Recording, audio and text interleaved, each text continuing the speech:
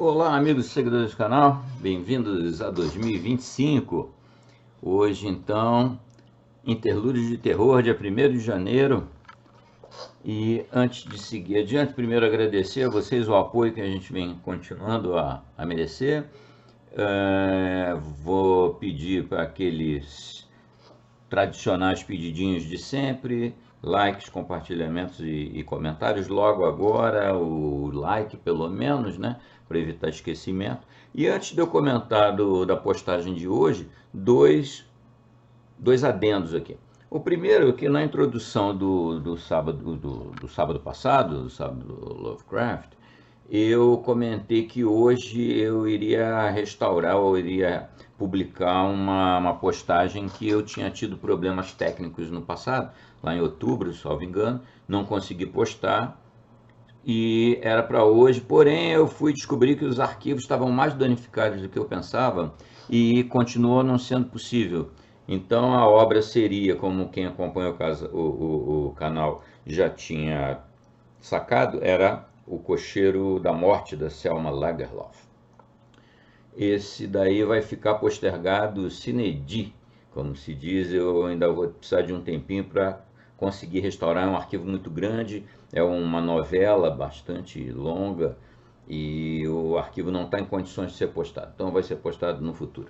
Aí eu peguei o próximo na sequência, né, do próximo interlúdio de horror, que seria, ou será, ou é Arthur Marren. Mas antes de falar da postagem de hoje do Arthur Marren, eu queria fazer uma observação. Eu me toquei da seguinte coisa esses dias.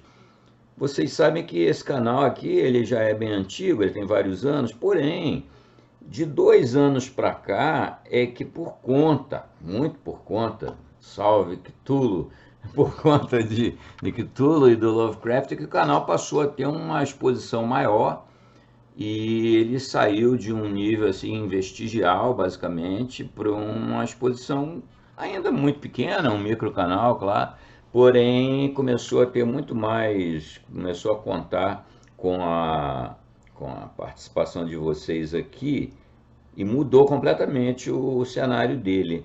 E aí eu me toquei do seguinte detalhe, é só isso que eu queria comentar. Tem muito conto, muito interessante, tem muito conto lá do início da vida do canal, que ainda tinha problemas técnicos e tal. Não era o meu grande objetivo fazer grandes coisas aqui, mas não é nem disso que eu estou falando. Eu estou falando de contos de altíssimo nível que quando eu volto e meia dou uma olhada nas minhas postagens antigas e vejo contos que não têm razão para ter tão pouca visualização.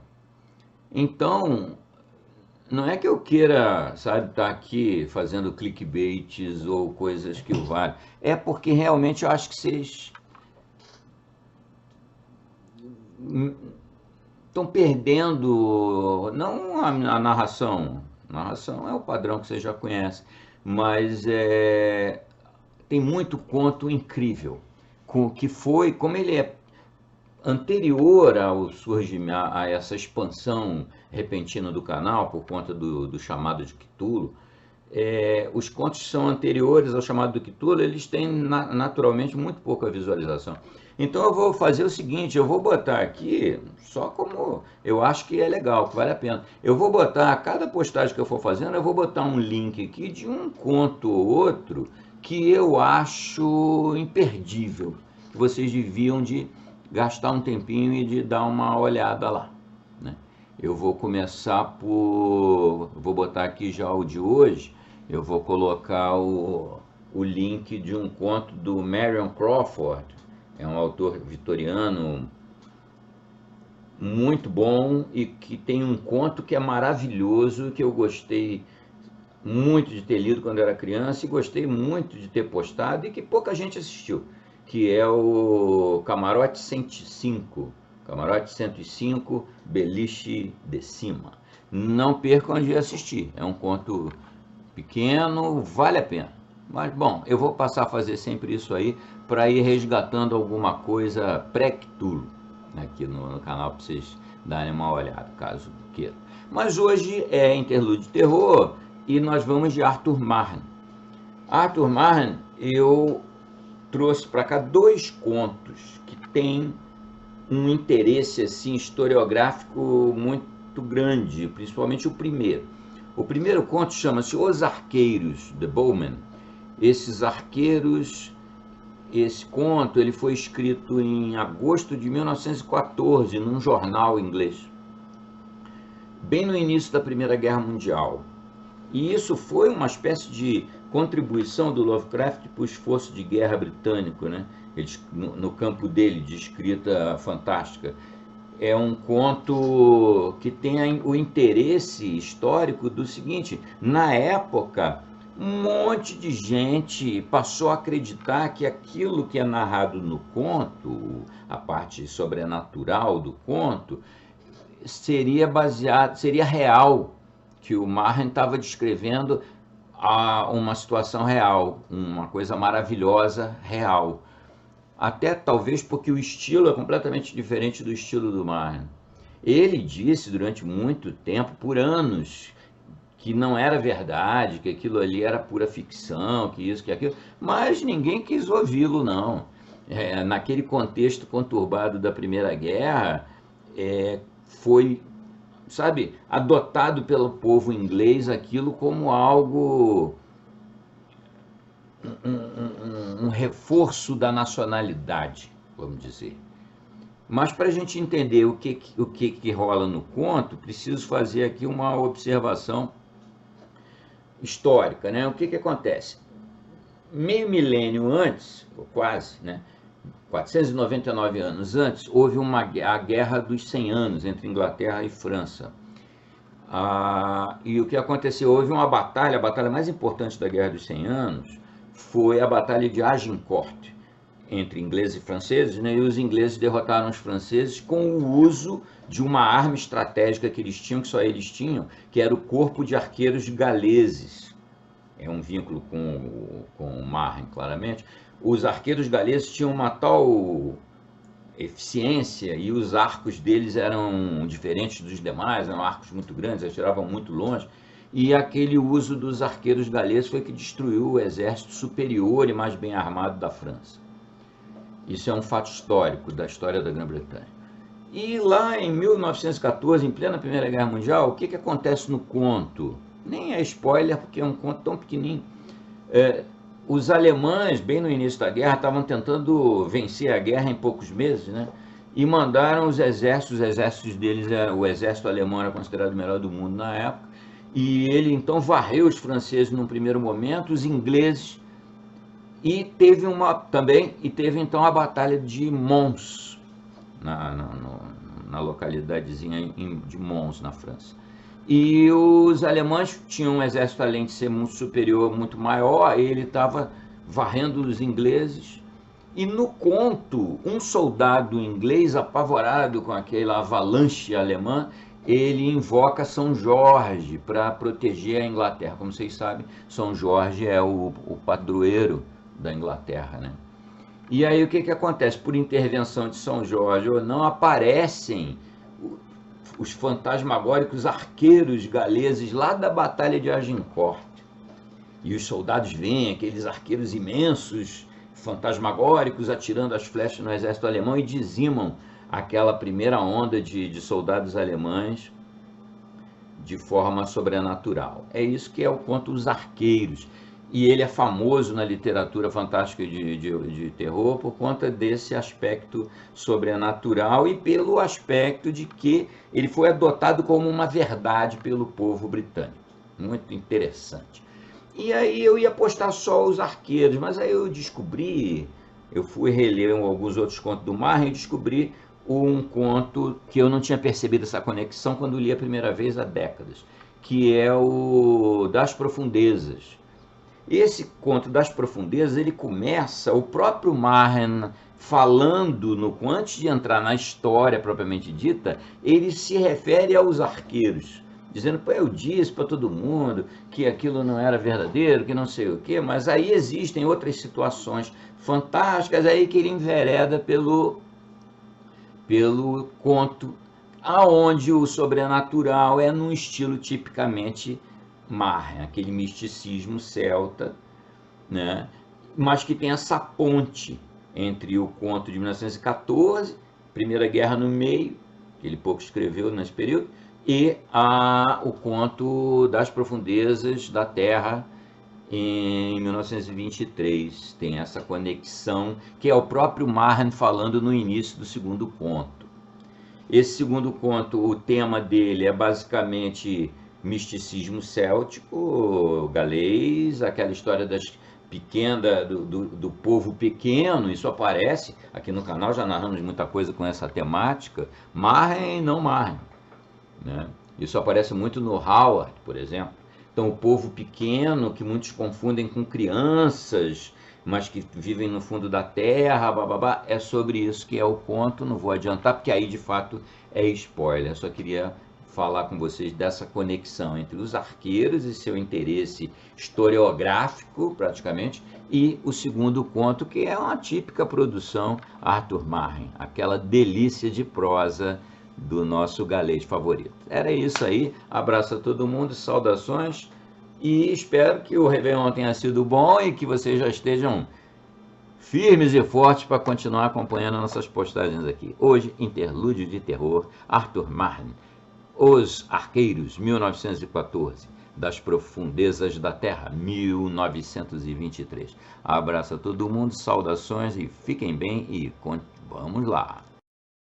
Os Arqueiros, Arthur Marren, 1914. Isso aconteceu durante a retirada dos 80.000, e a autoridade da censura é desculpa suficiente para não ser mais explícita. Mas foi no dia mais horrível daquele momento horrível, o dia em que a desgraça e o desastre chegaram tão perto que sua sombra caiu sobre a própria Londres, e, sem certas notícias, o coração dos homens falhou e eles acreditaram que estavam desmaiando. Como se a agonia do próprio exército no campo de batalha tivesse penetrado em suas almas. Naquele dia terrível, quando 300.000 homens armados lançaram uma ofensiva como uma onda com toda a sua artilharia contra a pequena companhia inglesa, havia uma posição acima de todas as outras posições em nossa linha de batalha que esteve por um momento em terrível perigo, não meramente de derrota, mas de total aniquilação.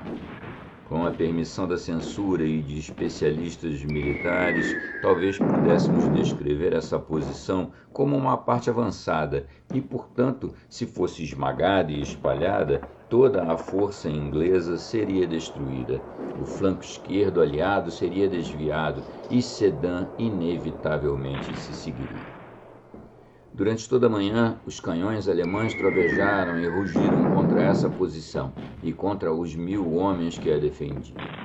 Os homens brincavam com os projéteis, davam nomes engraçados para eles, faziam apostas e os recebiam com trechos de canções de musicais. Mas os projéteis vieram a explodir e destruíram bons homens ingleses, membro por membro, arrancando um irmão do outro, e à medida que o calor do dia aumentava também a fúria daquele terrível canhão. Parecia não haver o que fazer. A artilharia inglesa era boa, mas não era de forma alguma o suficiente. Ela estava sendo constantemente golpeada e se transformando em sucata de ferro. Quando há uma tempestade em alto mar, chega um momento em que as pessoas na tripulação dizem umas às outras: "Esse é o pior momento, não pode soprar mais forte." E então vem uma explosão 10 vezes mais feroz que qualquer outra anterior. O mesmo aconteceu nessas trincheiras britânicas. Não havia corações mais corajosos no mundo inteiro do que os corações desses homens. Mas até eles ficaram horrorizados quando o inferno sombrio produzido pelo bombardeio alemão caiu sobre eles, esmagando-os e destruindo-os. Naquele exato momento, viram de suas trincheiras que um enorme exército estava se movendo contra as suas linhas. Dos 1.000 restavam 500, e até onde se podia ver, a infantaria alemã avançava contra eles, coluna após coluna, um mundo cinzento de homens, 10.000 deles, como ficamos sabendo mais tarde. Não havia nenhuma esperança. Alguns deles apertaram as mãos. Um homem improvisou uma nova versão do canto de batalha, Adeus, adeus a Tipperary, terminando com e nunca estaremos lá. E todos continuaram atirando sem parar. Os oficiais alertaram que outra oportunidade para realizar um tiroteio dessa magnitude poderia nunca mais ocorrer. Os alemães derrubavam linha após linha. O humorista que brincara com Tipperary perguntou: "Qual o preço da Sydney Street?" E as poucas metralhadoras faziam o seu melhor, mas todo mundo sabia que era inútil. Os cadáveres vestidos de cinza jaziam em companhias e batalhões, enquanto outros continuavam avançando sem parar, e eles se agrupavam, se motivavam e avançavam cada vez mais. "Mundo sem fim. Amém", disse um dos soldados britânicos com alguma impertinência ao mirar e atirar. E então se lembrou, ele diz que não consegue saber porquê, de um curioso restaurante vegetariano em Londres, onde por uma vez ou duas já havia comido pratos excêntricos de bifes feitos a partir de lentilhas e nozes, simulando carne. Em todos os pratos daquele restaurante estavam impressas uma figura de São Jorge em azul, com o lema "Ad sit Anglis Sanctus Georgius", que São Jorge seja de ajuda para os ingleses.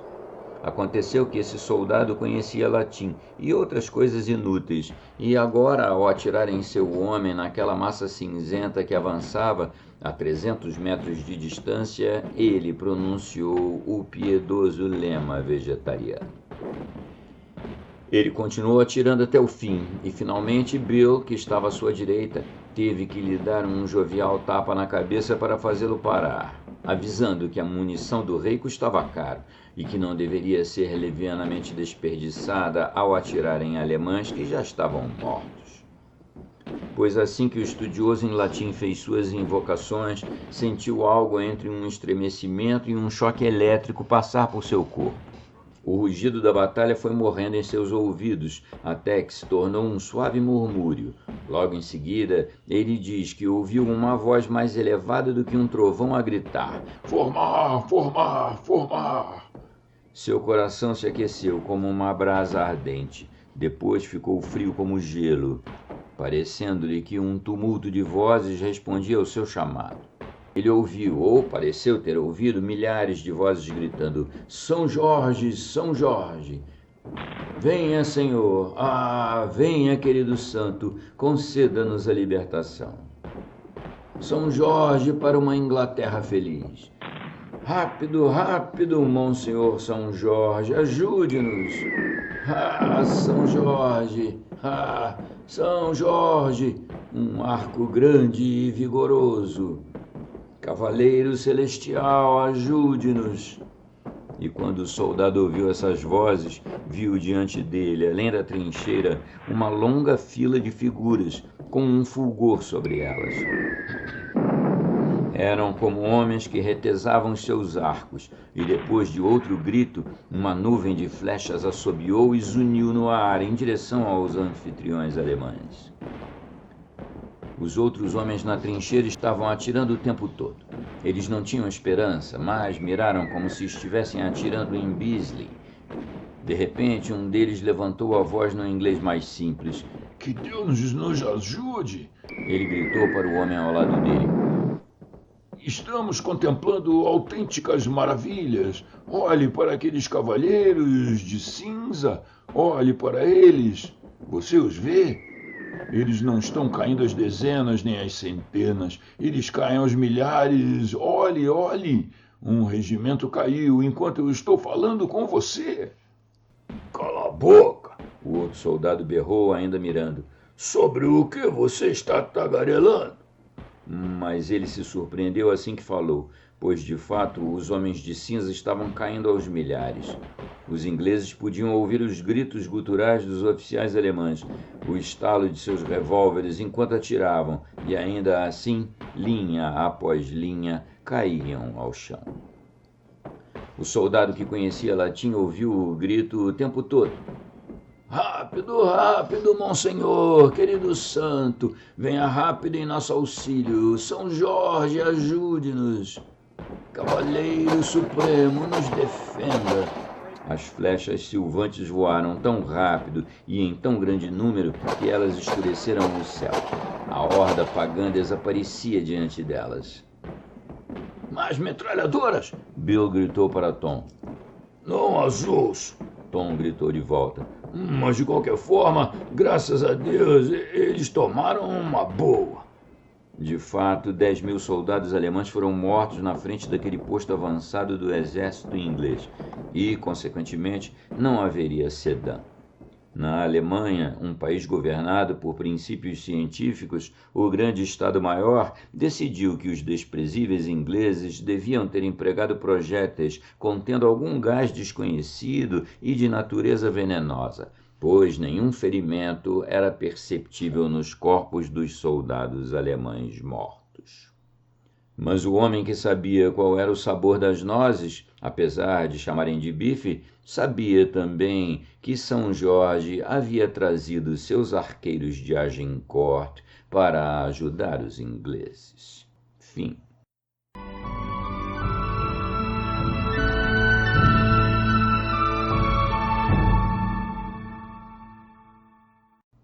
Das Profundezas da Terra, Arthur Machen, 1923. Durante o último mês de agosto, houve uma espécie de reclamação confusa sobre o mau comportamento das crianças em certos balneários galeses. Relatórios semelhantes e rumores vagos são extremamente difíceis de rastrear até as suas origens. Ninguém tem uma razão melhor para saber disso do que eu. Não preciso andar no antigo solo galês, mas receio que muitas pessoas estejam desejando, a essa altura, nunca ter ouvido meu nome. Além disso, um número considerável de pessoas respeitáveis estão seriamente preocupadas, do meu ponto de vista, com o meu eterno bem-estar. Elas me escrevem cartas, algumas com censuras gentis, implorando-me para não privar as pobres almas de coração doente do pouco conforto que encontram em meio às suas tristezas. Outras me enviam panfletos e folhetos com alusões à filha de um conhecido cônego, outras ainda são violentas e anonimamente abusivas. E também com escritos passada, na forma de um belo livro, o Sr. Bagby me confrontou de maneira virtuosa, mas dura, o que não me deixa parar de pensar. No entanto, da minha parte, tudo era totalmente inocente, ou melhor, casual. Eu, que em prosa sou fraco, não fiz nada além de expressar o meu insignificante lamento no Evening News, porque queria fazê-lo, porque sentia que a história de Os Arqueiros deveria ser contada. Quando o mundo todo está em guerra, Deus sabe, um inventor de fantasias é uma pobre criatura.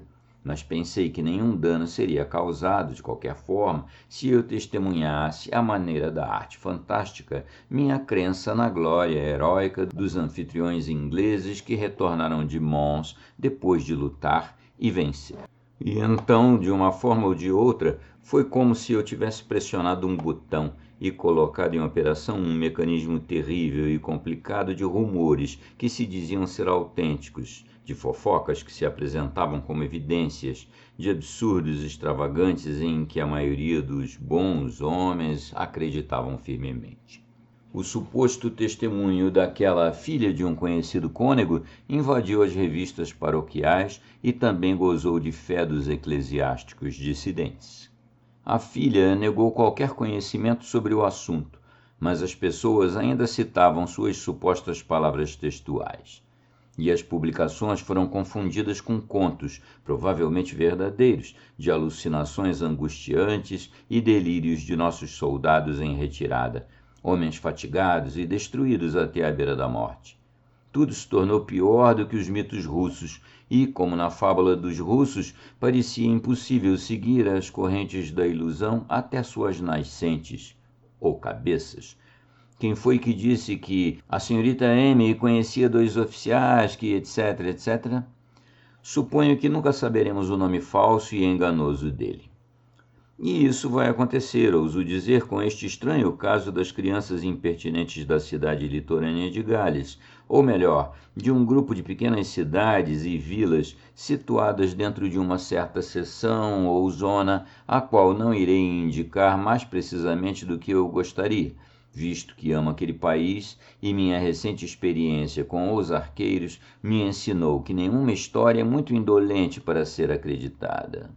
É claro, para começar, ninguém sabia como essa fofoca estranha e maliciosa se originou. Pelo que eu sei, era mais parecida com os mitos russos do que com a história dos anjos de Mons. Ou seja, o boato precedeu a impressão. O assunto foi discutido em todos os lugares e passado de carta em carta muito antes que os jornais soubessem de sua existência. E aqui se assemelha bastante ao caso de Mons. Londres e Manchester, Leeds e Birmingham murmuravam coisas vagas e desagradáveis, enquanto as pequenas vilas em questão se aqueciam inocentemente ao sol de uma prosperidade incomum. Nesta última circunstância, como alguns acreditam, deve-se buscar o fundamento de toda a questão. É bem sabido que certas cidades da costa leste sofreram com o pavor de ataques aéreos e que muitos de seus visitantes habituais seguiram para o oeste pela primeira vez. Portanto, existe uma teoria de que a costa leste foi vil o suficiente para circular boatos contra a costa oeste por pura maldade e inveja. Pode ser assim, não finjo saber, mas aqui está uma experiência pessoal, tal como é, que ilustrou a maneira como o boato circulou. Eu estava almoçando um dia na minha taverna na Fleet Street, isso aconteceu no início de julho, e um amigo meu, um advogado da firma Sargent Zinn, entrou e sentou-se na minha mesa. Começamos a conversar sobre as férias, e meu amigo Edis me perguntou para onde eu pretendia ir. Para o mesmo lugar de sempre, eu disse. Manavan. Você sabe que sempre vamos lá. De verdade? Disse o advogado. Achei que a costa tivesse piorado muito. Minha esposa tem um amigo que ouviu dizer que está longe de ser o que era. Fiquei surpreso ao ouvir isso, porque eu não entendia como uma pequena aldeia como Manavan poderia ter piorado muito. Eu já a conhecia havia 10 anos, tendo ficado acomodado lá nas minhas 20 visitas, e não podia acreditar que fileiras de pousadas tivessem surgido desde agosto de 1914. Ainda assim, fiz a pergunta a Ares. Turistas? Perguntei, sabendo em primeiro lugar que os turistas odeiam as solidões do campo e do mar, e em segundo lugar que não há cidades industriais a uma distância acessível e confortável, e, em terceiro lugar, que as ferrovias não emitiram passagens de excursão durante a guerra. Não exatamente turistas, respondeu o advogado, mas o amigo de minha esposa conhece um clérigo que diz que a praia de Tremaen não está nada agradável agora, e Tremaen fica a apenas alguns quilômetros de Manavan, não é? De que maneira não está agradável? Continuei com o meu questionamento. Pierrots e apresentações, esse tipo de coisa? Achei que não poderia ser assim, pois as solenes rochas de Tremaen teriam transformado o mais animado Pierrot em pedra.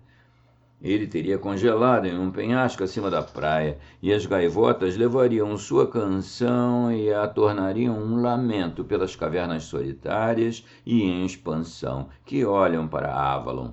Edis disse que não havia ouvido nada sobre artistas, mas ele compreendeu que desde a guerra as crianças de todo o distrito estavam completamente fora de controle. Palavrões, você sabe, disse ele, e todo esse tipo de coisa, pior do que as crianças dos subúrbios de Londres. Ninguém quer que sua mulher e filhos ouçam conversas sujas em todos os momentos, muito menos durante suas férias. E dizem que Castle Cor é verdadeiramente impossível. Nenhuma mulher decente apareceria por lá. É realmente uma pena, eu disse e mudei de assunto. Mas não consegui entender nada. Eu conhecia bem Castle Cor, uma pequena baía cercada por dunas e penhascos de arenito vermelho, rica em vegetação. Um fluxo de água fria desce até o mar. Há o castelo normando em ruínas, a igreja antiga e a aldeia dispersa. Em geral, é um lugar de paz, tranquilidade e grande beleza. As pessoas lá, crianças e adultos, não eram apenas pessoas decentes, mas corteses. Se alguém agradecesse a uma criança por abrir um portão, viria a resposta inevitável: E seja bem-vindo, senhor. Eu não conseguia entendê-lo completamente. Não acreditei nas histórias do advogado, tanto quanto eu não conseguia entender o que ele estava me sugerindo. E, para evitar qualquer mistério desnecessário, posso também dizer que minha esposa, meu filho e eu fomos para Manavan em agosto passado e tivemos um feriado maravilhoso. Na época, certamente não tínhamos consciência de nenhum tipo de aborrecimento ou desagrado. Depois, confesso, ouvi uma história que me intrigou e ainda me intriga, e essa história, se a aceitarmos, pode fornecer sua própria interpretação a uma ou duas circunstâncias que, por si só, pareciam bastante insignificantes. Mas durante todo o mês de julho eu encontrei vestígios de rumores malignos afetando esse canto extremamente agradável da terra. Alguns desses rumores coincidiram com as fofocas de Edis, outros ampliaram sua história vaga e a tornaram mais definitiva. Claro, não havia nenhuma evidência em primeira mão. Nesses casos, nunca há nenhuma evidência de primeira mão. Mas A conhecia B, que ouvira de C, que a filha mais nova de seu primo em segundo grau havia sido atacada e espancada por um bando de jovens galeses selvagens. Então as pessoas mencionaram um médico com grande clientela em uma conhecida cidade das Midlands, no sentido de que Tremaine era um fosso de depravação juvenil. Eles disseram que a prova de um médico responsável era final e convincente, mas eles não se preocuparam em descobrir quem era o médico ou se havia algum médico ou qualquer médico relacionado ao assunto. Então, o assunto começou a aparecer nos jornais, de uma maneira indireta, como entre parênteses. As pessoas citaram o caso dessas crianças travessas imaginárias para apoiar seus pontos de vista sobre a educação. Um lado disse que essas infelizes crianças teriam se comportado muito bem se não tivessem educação alguma. A oposição declarou que as escolas complementares as melhorariam rapidamente e as tornariam cidadãos admiráveis. Então, as pobres crianças de Arfonshire pareceram envolver-se em brigas sobre a desestabilização galesa e a questão dos mineiros. E o tempo todo elas estavam se comportando de maneira educada e admirável, como sempre se comportam. Eu sabia o tempo todo que tudo era absurdo, mas não conseguia entender o que significava, ou quem estava puxando os fios do boato, ou o propósito de fazê-lo. Comecei a me perguntar se a pressão, a ansiedade e o suspense de uma guerra terrível haviam perturbado a opinião pública a ponto de ela estar pronta para acreditar em qualquer fábula, debater as razões de eventos que nunca haviam acontecido. Por fim, coisas bastante incríveis começaram a ser sussurradas. Os filhos dos visitantes não só haviam sido espancados, mas também torturados. Um menino fora encontrado empalado em uma estaca em um campo solitário perto de Manavan. Outra criança fora atraída para cair nas falésias de Castlecour. Um jornal de Londres enviou discretamente até Arfon um investigador competente. Ele ficou ausente por uma semana e, no final desse período, voltou ao escritório e, em suas próprias palavras, jogaria fora a história toda. Não havia uma única palavra de verdade, disse ele, em nenhum desses rumores, nenhum vestígio de uma origem para as formas mais inofensivas de toda essa fofoca. Ele nunca havia visto um país tão bonito. Ele nunca conhecera homens, mulheres ou crianças mais agradáveis. Não houve um único caso de alguém ter ficado com raiva ou perturbado em qualquer uma de suas formas. No entanto, a história continuou a crescer, tornando-se cada vez mais monstruosa e incrível. Eu estava muito ocupado observando o progresso do meu próprio monstro mitológico para prestar muita atenção. O escrivão da cidade de Tremaine, a quem a lenda finalmente atingiu, escreveu uma breve carta à imprensa, indignado, negando que houvesse o menor fundamento para os rumores desagradáveis que ele compreendia estavam circulando. E quase nessa época fomos para Manavan. E, como eu disse, nos divertimos muito. O tempo estava perfeito. O azul paradisíaco nos céus. O mar uma maravilha cintilante, com verdes, oliva e esmeralda, roxos vivos, safiras cristalinas alternando entre as rochas, Ao longe, uma confusão de luzes e cores mágicas na confluência do mar e do céu. O trabalho e a ansiedade me atormentavam. Não encontrei nada melhor do que parar ao longo da costa cheia de tomilho, encontrando um alívio infinito e refrigério na grande extensão de mar diante de mim e nas pequenas flores ao meu lado. Ou poderíamos permanecer a tarde inteira de verão em uma plataforma, no alto dos penhascos cinzentos, e observar a maré bater e se enroscar entre as rochas, ouvindo-a estourar nas depressões e cavernas abaixo. Mais tarde, como eu disse, houve uma ou duas coisas que me dominaram. Mas na época eu as ignorei. Você vê um homem com um chapéu branco estranho passar e pensa pouco ou nada sobre ele. Então, quando você ouve que um homem usando exatamente um chapéu como esse cometeu um assassinato em uma rua próxima 5 minutos antes, você encontra naquele chapéu um certo interesse e significado. Crianças estranhas foi a frase que meu filho usou, e comecei a achar que elas eram realmente estranhas. Se há alguma explicação para esse bizarro assunto, acho que ela pode ser encontrada em uma conversa que tive há pouco tempo com um amigo meu, chamado Morgan. Ele é um galês e um sonhador, e algumas pessoas dizem que ele é como uma criança que cresceu e ainda não amadureceu, como os outros filhos dos homens. Embora eu não soubesse, enquanto eu estava em Manavon, ele estava passando suas férias em Castle Cor.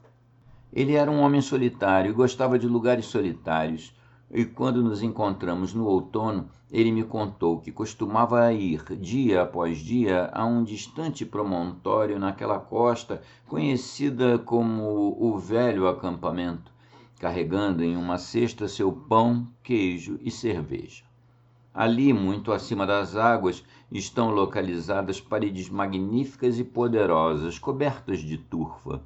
Circunvalações arredondadas e polidas com o passar de muitos milhares de anos. Em uma das extremidades deste lugar antigo há um cemitério, talvez uma torre de observação, e embaixo dele se esconde o fosso verde e enganoso que parece serpentear em direção ao meio do campo, mas que na realidade desce até a rocha e um precipício sobre as águas. Morgan vinha a esse lugar todos os dias, como ele disse, para sonhar com Avalon, para se purificar da corrupção fuliginosa das ruas. E assim como ele me disse, foi com um horror singular que, uma tarde, enquanto cochilava e sonhava, abrindo os olhos de vez em quando para assistir ao milagre e à magia do mar, enquanto ouvia os inúmeros murmúrios das ondas, sua meditação foi interrompida por uma explosão repentina de gritos estridentes e horríveis. E os gritos de crianças também, mas crianças do pior tipo. Morgan diz que aqueles sons o fizeram estremecer. Eles eram para o ouvido o que o lodo é para o toque. E então as palavras, toda a profanação e obscenidades possíveis do vocabulário, blasfêmias que golpeiam como explosões no céu e depois mergulham nas profundezas puras e brilhantes, contaminando-as. Morgan ficou surpreso. Ele espiou por cima da parede verde do forte e lá no fosso viu um enxame de crianças nojentas, criaturinhas horríveis e atrofiadas, com rostos de velhos, rostos inchados, olhinhos encovados e maliciosos. Era pior do que descobrir uma ninhada de cobras ou um ninho de vermes. Não, ele não descreveria o que elas realmente eram. Leia sobre a Bélgica, disse Morgan, e pense que elas não poderiam ter mais do que 5 ou 6 anos.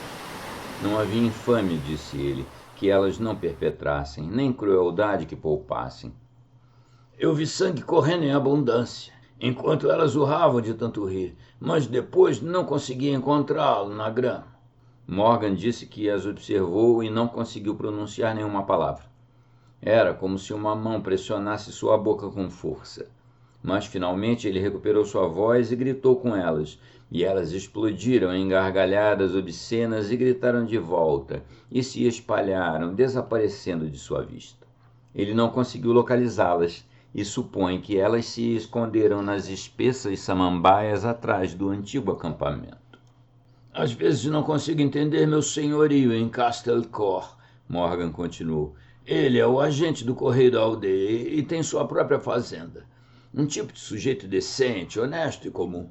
Mas de vez em quando ele fala de maneira estranha. Eu estava contando a ele sobre essas crianças bestiais e me perguntando quem elas poderiam ser quando ele começou a falar em galês, algo como a batalha que dura séculos e séculos e as pessoas se deleitam com ela. Morgan não acrescentou mais nada. Era evidente que ele não havia entendido nada. Mas essa sua estranha história trouxe de volta uma ou duas circunstâncias curiosas de que me lembrei. A questão do nosso filho se afastando mais de uma vez e se perdendo entre as dunas de areia, seu retorno horrivelmente assustado, gritando e balbuciando sobre crianças estranhas. Não demos atenção a isso. Não nos preocupamos, creio, em ver se havia crianças vagando pelas dunas ou não. Estávamos acostumados com suas pequenas fantasias. Mas, depois de ouvir a história de Morgan, fiquei interessado e escrevi um relato sobre o assunto para o meu amigo, o velho Dr. Dutoit, de Hereford. Sua resposta foi a seguinte: elas eram apenas visíveis e audíveis para as crianças e os inocentes. Aqui está a explicação do que o intrigou no início. Como surgiram os rumores? Eles surgiram de fofocas de crianças, de fragmentos e de conversas semi-articuladas de crianças sobre horrores que elas não entendem, de palavras que envergonhavam suas babás e suas mães. Essas pequenas pessoas saem das profundezas da terra e se deleitam em nosso tempo. Pois, como disse o galês, elas se alegram quando sabem que os homens seguem os seus caminhos. Fim. Ou Duet.